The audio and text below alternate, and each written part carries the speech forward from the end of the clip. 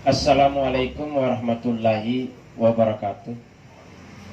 Kami dari Cendekia Muda Muslim Indonesia mengadakan acara refleksi 2 tahun kepemimpinan Pak Jokowi Ma'ruf, dan telah hadir di tengah-tengah kita Ketua Umum Dewan Pimpinan Pusat Forum Indonesia 1, Insinyur Arif Ihsan, dan ada abang kita juga sebagai beliau ini sebagai aktivis medsos, sosial media, dan juga brigade di Cendekia Muda Muslim Indonesia.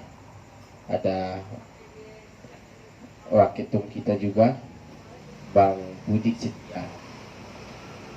Mudah-mudahan di acara ini dapat membuahkan hasil sebagai catatan-catatan khusus buat Cendekia Muda Muslim Indonesia untuk mengkritik atau memberikan saran kepada kepemimpinan Pak Jokowi pada hari ini. Oke, untuk mempersingkat waktu, kita langsung saja kepada narasumber pertama, Bang. Assalamualaikum warahmatullahi wabarakatuh. Waalaikumsalam warahmatullahi wabarakatuh. Asyhadu an la ilaha illallah wa asyhadu anna Muhammadar Rasulullah. Amma ba'd. Tepat ini hari tanggal 20 Oktober 2020. 2 tahun kepemimpinan Pak Jokowi Amin. Dilantik hari Minggu 20 Oktober 2019. Ini hari Rabu. Selama pemerintahan Pak Jokowi ini, saya pribadi menganggap demokrasinya lumpuh total. Di mana saya katakan lumpuh total karena kita bisa lihat ini akan mengarah ke arah demokrasi otoriter. Terulang lagi seperti tahun-tahun yang lalu yang berkuasa 32 tahun lebih, di mana banyak aktivis-aktivis yang menyuarakan keberanian mengkritik, ujung-ujungnya akan diperiksa dan masuk penjara. Saya sendiri tempo hari adalah pendukung Jokowi, relawan Jokowi yang orang bilang cebong, ya. Cebong, seperti apa Bang Egy selalu bilang di mana-mana, saya mengatakan cebong, dan sekarang menggugat Pak Jokowi dengan nomor perkara 265, di mana saya menggugat Pak Jokowi dari 66 kebohongannya, dan tambah satu lagi pada saat kita COVID-19, saat itu mau Idul Fitri, umat Islam disuruh untuk order bipang. Saya nggak tahu dia ngerti apa itu bipang apa tidak, tapi bipang itu di Kalimantan pasti babi tanggang. Itu yang kami gugat. Kita tahu gugatan kami tidak akan menang karena di PN kemarin sendiri seluruh hakim yang memilih kita sepaket itu diganti. Ada apa diganti, kita tidak tahu ada apa, karena kita tahu hakim yang mengambil kemarin ini adalah hakim-hakim yang benar. Ini terbukti bahwa di Indonesia ini kejujuran dan hakim jujur akan diamputasi. Itu bahasa tapi bahasa Prof. Egy katanya hukumnya amburadul, amburadul dan kacau balau. Itu bahasa saya akan diamputasi. Saudara Adinda Anhar, jadi kalau demokrasi kita katakan ini memang betul-betul demokrasi yang amburadul. Tidak bisa kita berharap banyak ke pemerintahan ini. Terbukti dari 66 janji-janji kampanye tidak ada yang dipenuhi satupun juga. Itu seharusnya ini hari Ibu ini sendiri sebagai pengacara saya hadir, cuma karena dia ada acara di rumah Bang Egy Sujana di Bogor, sempat minta maaf tidak bisa hadir. Itu artinya saya tidak bisa berbicara banyak karena semua saya sudah serahkan ke tim pengacara. Saya takut akan salah mengenai membahas masalah ini. Tapi pada intinya selama 2 tahun pemerintahan Jokowi ini tidak ada yang bisa diandalkan, tidak ada yang bisa, karena pasti kalau kita akan mengkritik ujung-ujungnya kita akan pasti diperiksa dan di penjara. Tapi yang apa yang saya lakukan adalah konstitusional dengan menggugat di PN.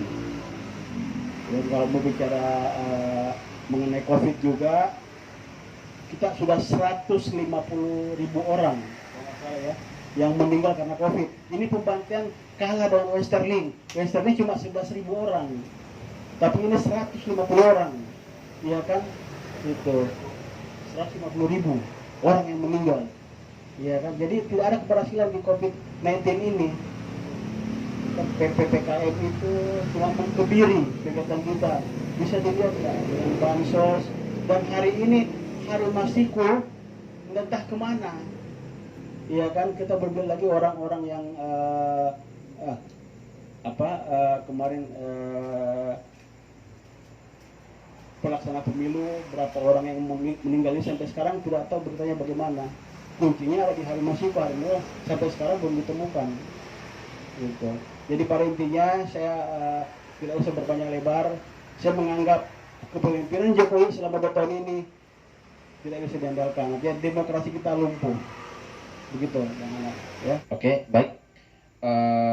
Beliau memberikan beberapa catatan kritis terhadap kepemimpinan Pak Jokowi Ma'ruf pada hari ini. Yang pertama terkait demokrasi lumpuh.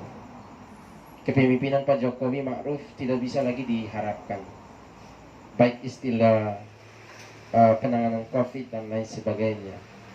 Dan kita pengen dengar sedikit dari Bang Ali. Apa yang saya perhatikan selama ini, bahwa memang demokrasi kita ini ya lambat laun pelan tapi pasti akan mengarah kepada demokrasi yang otoriter.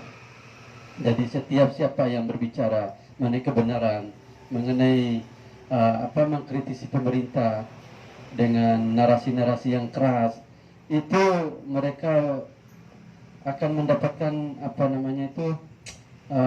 banyak masalah. Entah mereka itu diintimidasi atau mungkin dicari-cari kesalahan, kemudian bisa saja mereka itu ditangkap.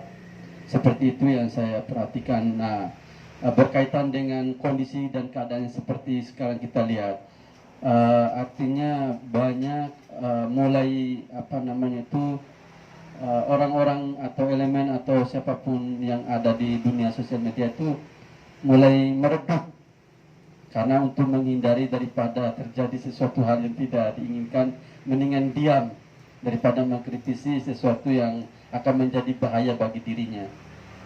Nah, jadi kita sebagai masyarakat biasa, ya kita perhatikan saja apa yang dilakukan oleh tokoh-tokoh nasional, karena mereka memang lebih punya kapasitas dan kewenangan yang bisa kita harapkan keberaniannya.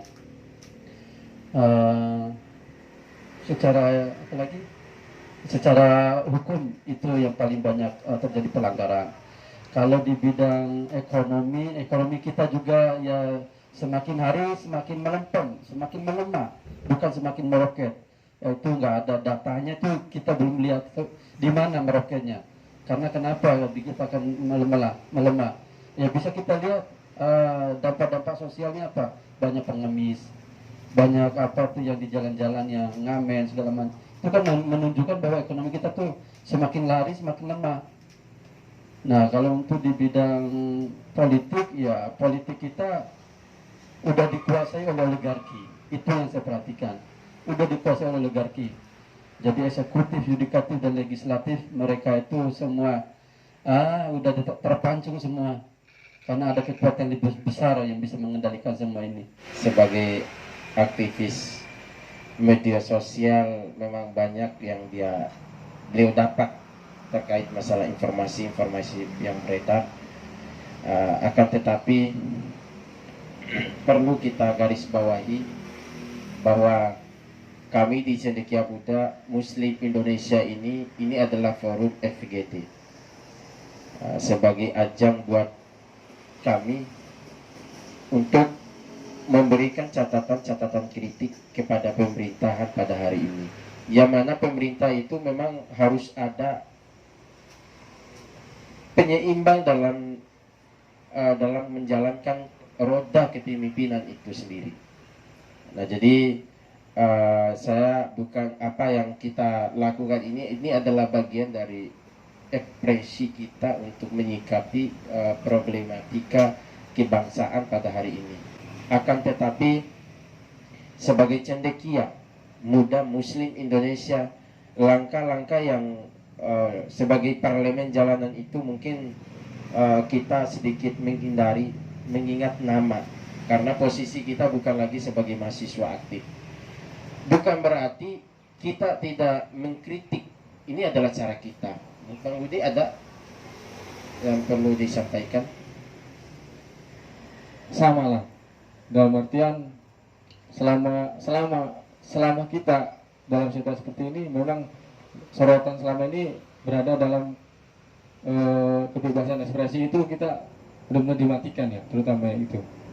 Yang kedua itu ya ibaratnya memang yang saya beratnya perhatikan juga, terutama dalam penanganan COVID itu sendiri, memang banyak hal-hal kecil yang kita tidak tahu mungkin di daerah-daerah itu yang sebenarnya memang tidak terdampak, tetapi akhirnya terdampak juga karena memang kebijakan-kebijakan pemerintah yang sekarang gitu kan. Masalah hukum itu sendiri sampai sekarang, apalagi bukan condong ke arah kebebasan ekspresi aja. Contohnya sekarang aja yang terjadi sekarang di Papua ini, itu sekarang banyak beratnya ya kejadian-kejadian yang terutama pelanggaran HAM gitu kan, banyak sekali lah. Yang intinya sih mungkin gitu aja yang saya sampaikan. Jadi ada memang harus saya pertanyakan terkait masalah apa yang disampaikan oleh Bang Arif Ihsan tadi, yang mana tadi kita melakukan langkah-langkah yang konstitusional, yaitu melayangkan gugatan. Dan saya melihat gerakan beliau ini lewat tim pembela ulama dan aktivis kirim juga surat ke MUI untuk mengeluarkan fatwa terkait kebohongan Pak Jokowi ya Bang. Jadi yang saya pertanyakan di sini, kalau di MUI kirim surat, di MPR DPR juga kirim surat, jadi respon dari DPR itu sendiri terkait surat itu udah sampai mana Bang?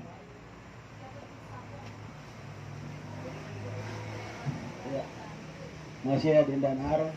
Jadi memang TPUA mengirim surat ke MUI itu mengenai kebohongan Pak Jokowi. Kita minta fatwa dari MUI. Apakah halal itu orang berbohong? Apakah halal memimpin pemimpin yang suka berbohong? Itu yang diminta. Kalau ke DPR sendiri kita sudah kirim surat kemarin dan bahkan sudah diterima sama wakil ketua MPR, wakil ketua DPD, wakil ketua DPR. Sudah ketemu, tapi semua cuma janji-janji, makanya kita gugat di PN Jakarta Pusat nomor perkara 265.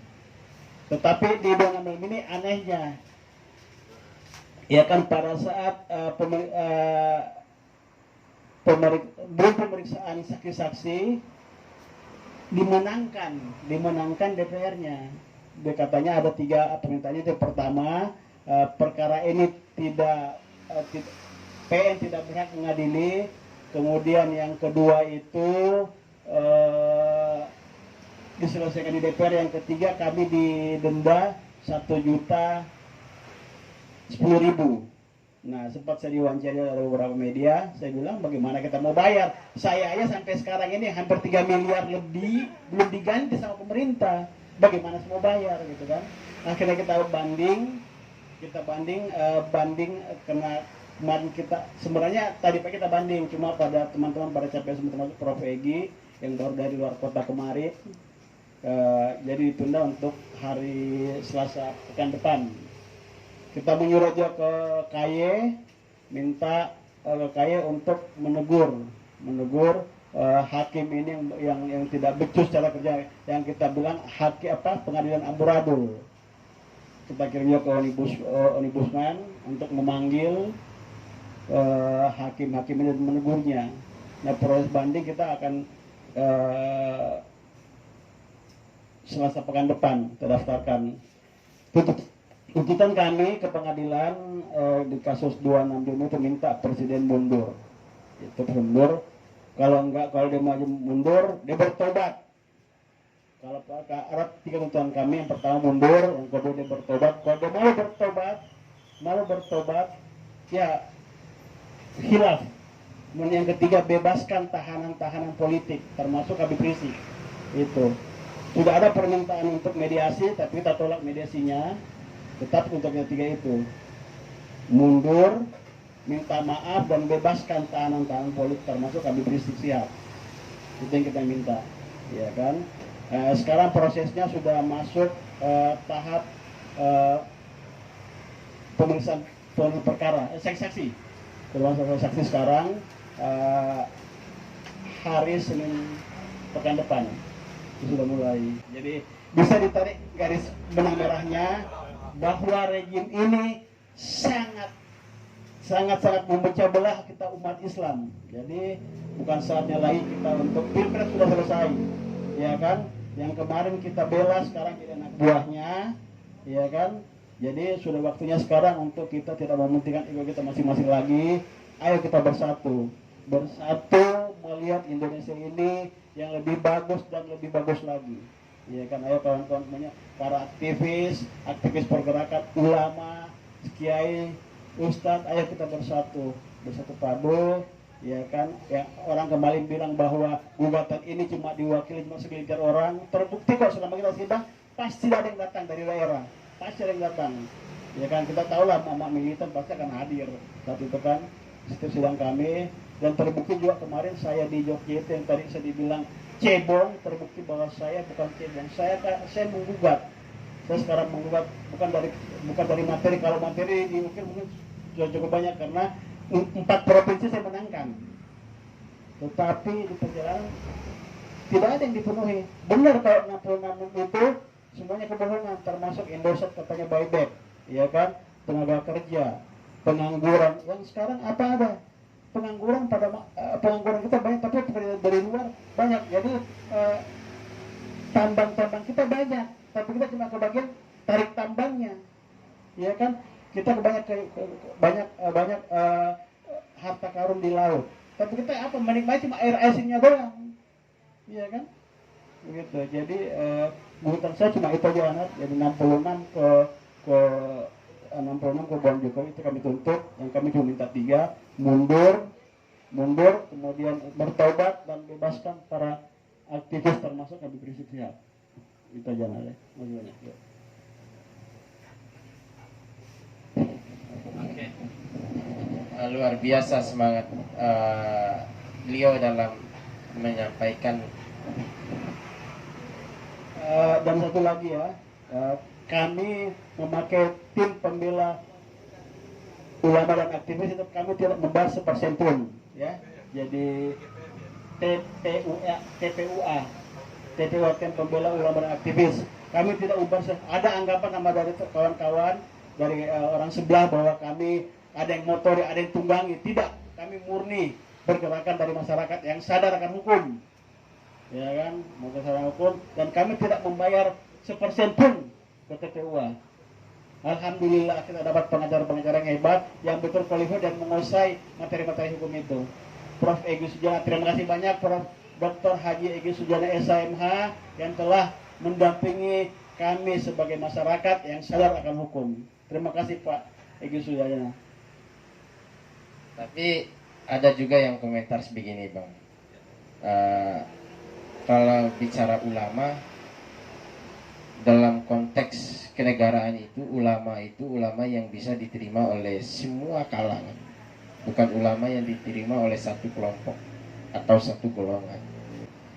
Itu yang pertama. Terus yang kedua, mengenai gerakan, ada yang orang juga yang menuding nih, Bang, ini perlu diluruskan juga ini. kelompok-kelompok yang gabung dalam oposisi itu mayoritas itu adalah kelompok yang pernah menjabat di pemerintahan. Akan tetapi di pertengahan jalan mereka diberhentikan karena mereka kurang bagus dalam kinerjanya. Nah, contoh misalkan yang gembor sekali saat ini, misalkan ada yang namanya Rafli Harun. Beliau komisaris, tiba-tiba diberhentikan, akhirnya memposisikan diri oposisi. Artinya apa? Dalam anggapan orang itu kebanyakan bahwa kelompok-kelompok oposisi saat ini dari kebanyakan itu adalah kelompok yang diakomodir, diberhentikan di tengah jalan, itu satu. Terus yang kedua, kelompok yang belum diakomodir sama sekali. Lantas bagaimana dengan kelompok yang merapat ke pemerintah setelah mereka tidak bagus kinerjanya, akhirnya mereka ini lantang mengkritisi kepemimpinan Pak Jokowi pada hari ini. Apakah mereka keluar itu dengan cara mengundurkan diri atau diberhentikan sehingga mereka ini gimana itu, Pak? Ini kebanyakan ini kan kelompok-kelompok yang vokal saat ini kan kelompok yang pernah merapat ke rejim. Apakah mereka itu menyerang balik pemerintahan ini tidak mendapatkan posisi yang lebih bagus yang mereka harapkan apa gimana? Sebab kebanyakan para aktivis yang vokal itu setelah ditarik itu mereka kayak gimana ya, Bang ya? Saya lihat kayak diam gitu, melihat kejoliman yang nyata di belakangnya atau samping kiri kanannya atau di depan matanya, mereka akan diam beri bahasa. Kalau macam Rafli Harun gitu kan, ya gitu, kalau tidak mereka baru salah kalau memang kepemimpinan rejim ini sangat tidak demokratis, jauh dari apa harapan mereka gitu loh.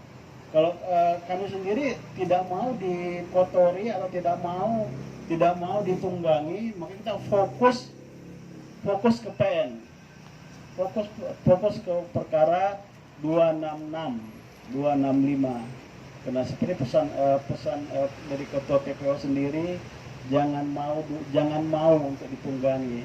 Memang ada beberapa kali kami akan ditunggangi, mereka kan sudah mau masuk gitu kan.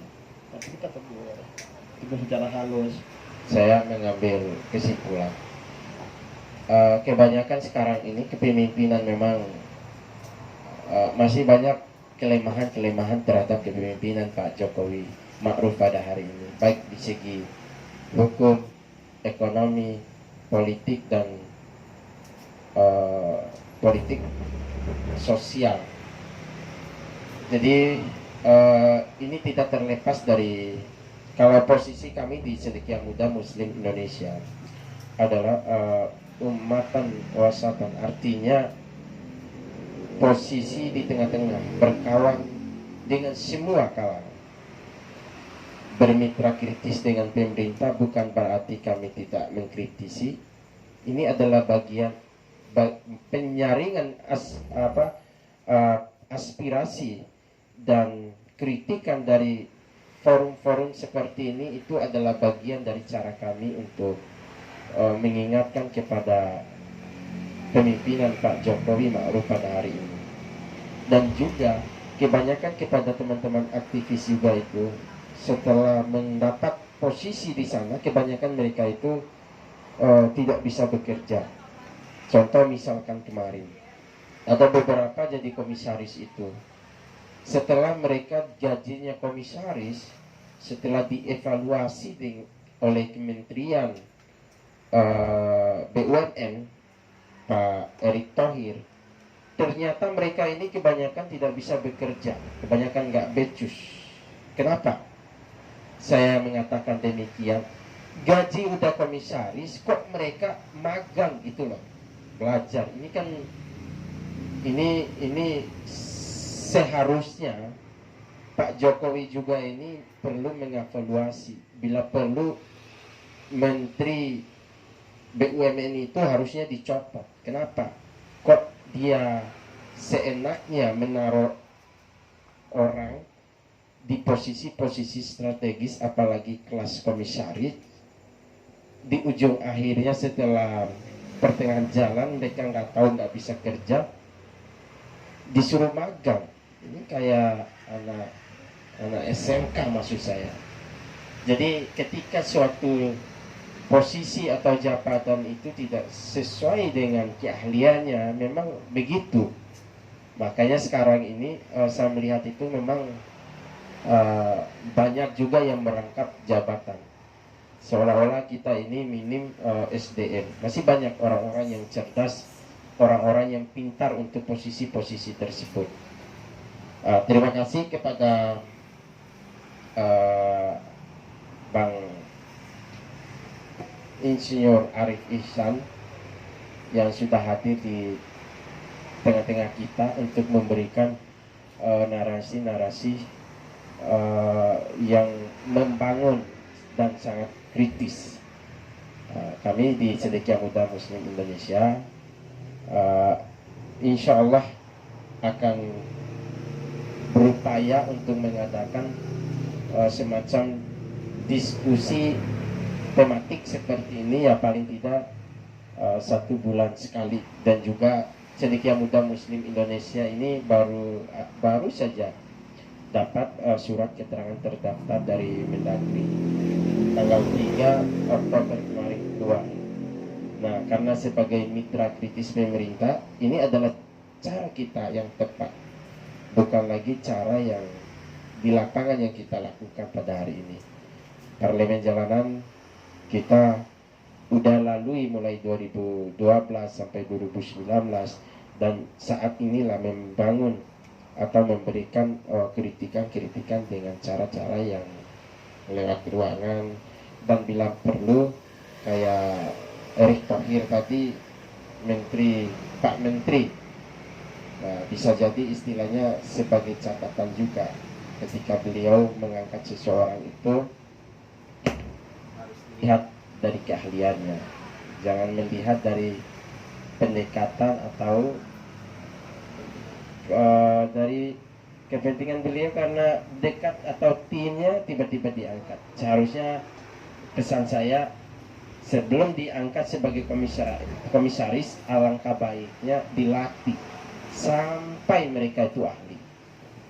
Ya, terima kasih juga kepada Bang Ali, aktivis media sosial yang hadir juga pada hari ini, Bang Budi Setia, terima kasih.